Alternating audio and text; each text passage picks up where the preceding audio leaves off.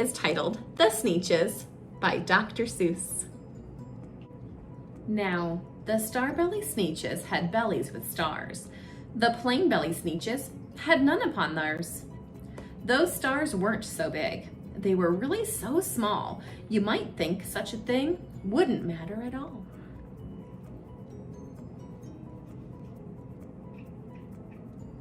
But because they had stars, all the star-belly Sneetches would brag, "We're the best kind of Sneetch on the beaches."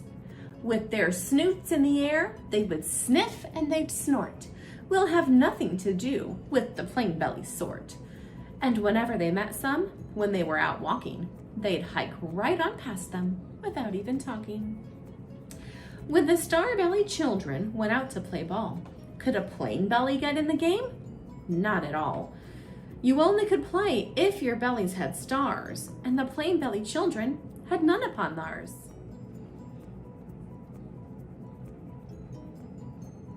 When the star-belly Sneetches had Frankfurter roasts, or picnics, or parties, or marshmallow toasts, they never invited the plain-belly Sneetches.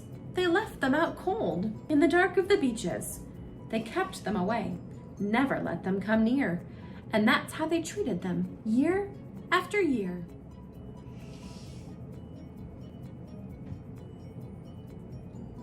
Then one day, it seems, while the plain-belly Sneetches were moping and doping alone on the beaches, just sitting there wishing their bellies had stars, a stranger zipped up in the strangest of cars. "My friends," he announced in a voice clear and keen, "my name is Sylvester McMonkey McBean, and I've heard of your troubles, I've heard you're unhappy, but I can fix that. I'm the fix-it-up chappie. I've come here to help you. I have what you need, and my prices are low, and I work at great speed, and my work is 100% guaranteed."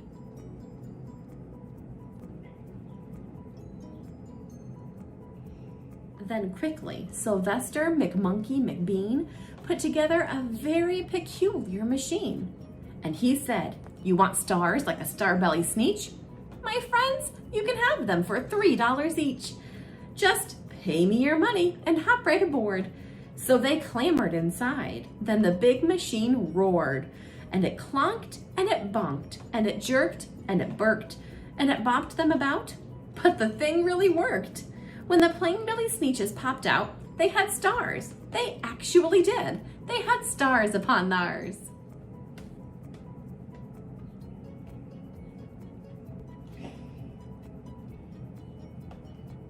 Then they yelled at the ones who had stars at the start. "We're exactly like you. You can't tell us apart. We're all just the same now, you snooty old smarties, and now we can go to your Frankfurter parties." "Good grief," groaned the ones who had stars at the first. "We're still the best Sneetches, and they are the worst.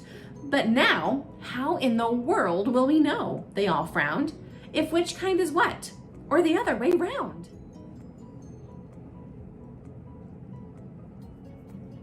Then up came McBean with a very sly wink, and he said, "Things are not quite as bad as you think.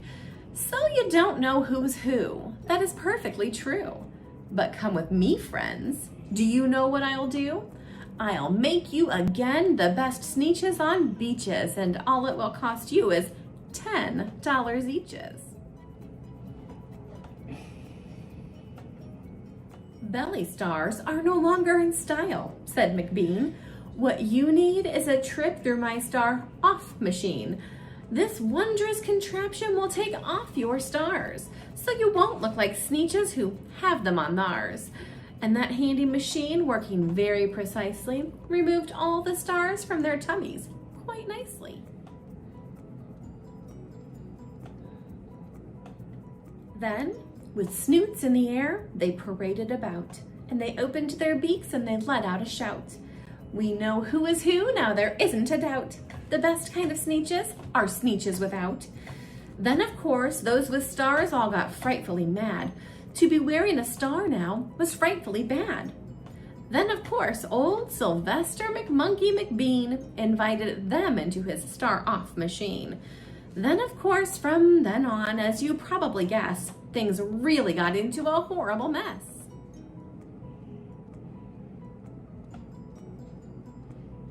All the rest of that day, on those wild, screaming beaches, the fix-it-up chappie kept fixing up Sneetches. Off again, on again, in again, out again. Through the machines they raced round and about again, changing their stars every minute or two. They kept paying money, they kept running through, until neither the plane nor the Starbellies knew whether this one was that one, or that one was this one, or which one was what one, or what one was who.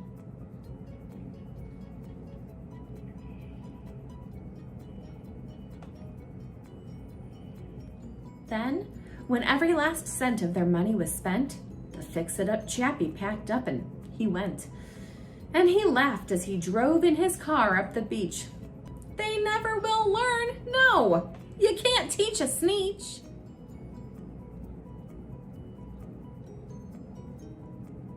But McBean was quite wrong. I'm quite happy to say that the Sneetches got really quite smart on that day. The day they decided that Sneetches are Sneetches, and no kind of Sneetch is the best on the beaches. That day, all the Sneetches forgot about stars, and whether they had one or not upon theirs. That's the end of our story. Thanks for watching.